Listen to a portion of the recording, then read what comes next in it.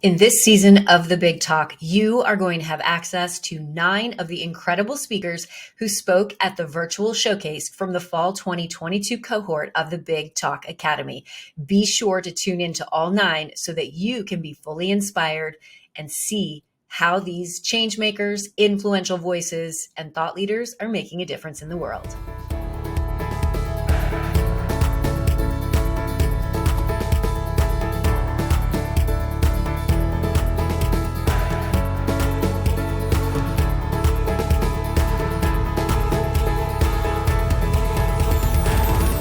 Smriti Bhanti is a dynamic, charismatic leader and motivational speaker who was raised in India and resides in the UK.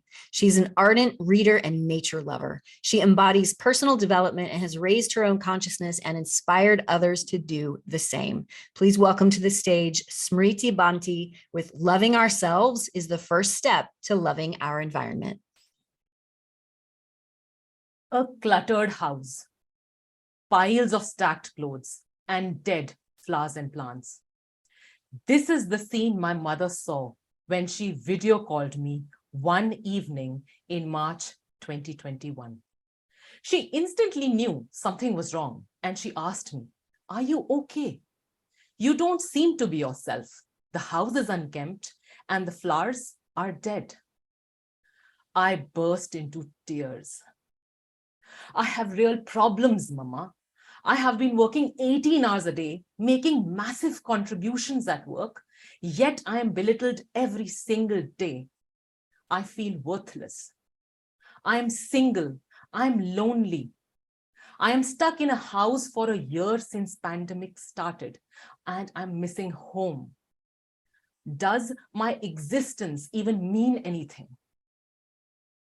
I could see the change of expressions in her eyes. "As for the flowers, Mama, they are dead, dried, long gone, and I couldn't care less." Fear of not being good enough was exuding from my body language. I was not loving myself. And as for loving my environment, I just couldn't. I couldn't give that which I did not feel for myself. After that, things got better, much better. I was introduced to Dr. Hawking's map of consciousness. 20 years of research has been done to calibrate our human emotions, values, and attitudes on a logarithmic scale from 1 to 1000. Every level on the map represents an energetic range of our levels of consciousness. Levels below 200 represent a fear-based emotion, like sympathy, guilt, fear, anger, pride. Yes, even pride. Levels above 200 represent more love-based emotions, such as courage, acceptance, joy, and peace. The lowest level is shame. It calibrates at 20. It is as close as it gets to death. It was crystal clear to me. Previously, that is where I was calibrating throughout my life. I would react to difficult situations from a low level of consciousness because I was addicted to the feeling of feeling guilt, shame, not good enough, or rejection. No wonders. I felt like a victim in my own life, or sometimes it felt as if it was a constant battle to live a life that I wanted to create for myself. Creating and maintaining a healthy environment was not my authentic intention. It was a prevention strategy to avoid the underlying feeling of the fear of being judged. The problem was not external. A more powerful solution was available to me. Loving myself was the first step to loving my environment. So I began to raise my game, to become that which I wanted to reflect back in the world. The map of consciousness became my daily guidepost to assess my current level of consciousness and recalibrate, to choose love over fear in the next moment, the next hour, or the next day. Sound meditations, walks in nature, using heart math for a strong heart-mind coherence, and journaling who I would be tomorrow became my favorite ways of holding myself accountable. I had accepted the way I think, I feel, and I act has a ripple effect, not only on me, but everyone and everything around me. As I chose to raise my level of consciousness, people around me became more engaging, more solution-oriented. They smiled more. My house was organized better, food tasted better, and flowers, they bloomed in the background on video calls with my mother. By August 2022, I had done a lot of work on myself. One bright, sunny evening, I went for a walk. Something caught my attention. I frantically searched for my keys and began pulling out thumbnails from the trunk of my favorite, magnificent tree. Suddenly, there was a noise. I was beamed back to reality. Not knowing what to expect, I turned around to see a middle-aged man standing there.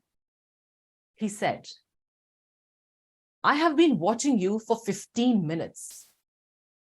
Not many people take out the time to do what you just did. We need more loving people like you. God bless you." And he walked away. As I look back, I realize to serve the tree that day was not my agenda. I had transformed on a conscious level, and I was projecting the same unconsciously onto the trees, plants, and people around me. If we do nothing now, we will continue to see fear of survival and survival of the fittest level of human consciousness reflected back to us by other human beings, air, soil quality, trees, oceans. Does that sound familiar? Every big movement has started with awareness, followed by conscious action for manifestation. Conscious awareness is our superpower to take action, to break the old patterns and move towards a more loving level of consciousness. None of the levels are wrong or right, good or bad. They simply reflect who we were a second ago. A new reality is always available for our choosing. A more loving level of consciousness is always available to us. The choice is ours. Every person who chooses love counterbalances 750,000 people who are yet to break away from the shackles of fear.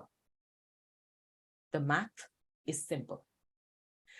The statistics are more promising when every individual makes a conscious decision to raise their level of consciousness. So let's start by waking up to see the truth of who am I on the map of consciousness today. Record it. Celebrate the high conscious choices of the day. Observe the negative patterns and break them by being more courageous or encouraging, accepting or reasonable, loving or joyous or peaceful, to make a difference in your life, your environment, the level of consciousness of our generation and the next generations to come. This is what love would do. Smriti, amazing, amazing. Wow. Okay. Are you able to hear me? Beautiful. Great opening of storytelling. being able to share with us that you were literally asking the question or telling your parent, does my existence even mean anything? And the flowers are dead and I don't even care. That was such a really powerful, pointed way of communicating the depths of despair that you were actually in. Because speaking to a parent or your mother about, I don't care if the flowers are dead, that really just paints the picture and puts us into that moment in time with you. Really great delivery. You also did a very beautiful shift emotionally from despair inside of the storytelling to hope. And the way you connected the internal story of loving self into loving the environment was really, really seamless. Choosing love over fear and how you moved into the love day to day and hour by hour was very, very clear. It was a nice arc. Also, I thought that you sharing the side effects of raising your consciousness was also really, really amazing. Sort of, going back to the flowers and the mother, you made a really nice joke here. The flowers bloomed on the video calls with your mother instead of being a vase of dead flowers. That was a nice moment of comedy, which I really liked a lot. I also think that when you say, if we do nothing now, air, soil, trees, oceans, it's not clear enough for me. I would love for you to be even more clear here on how elevating our consciousness can reverse climate change. In your words, make it really, really obvious so that we know what it is you're talking about. And then when you ask us to really look at who am I, and you do it in a way that you are not going to take no for an answer, it was really fantastic. I loved that you were just, this is how it is. This is what I want you to do. I know you're all going to do it, and I'm going to sit here and wait till you do it. Let me know when you're done, and then I'll go home, right? So I loved how you delivered that at the end. Amazing, amazing work. I'm so proud of you. You're welcome. Thank you for tuning in to the Big Talk. I would love to know what you thought of this incredible speaker. And if you have not yet subscribed, go ahead and subscribe and hit that notification bell so that you can get access to all of our upcoming episodes. And if you want to be on my big stage, go to thebigtalkacademy.com and give yourself an opportunity to also speak on the virtual showcase stage. Mwah. Big love, everybody.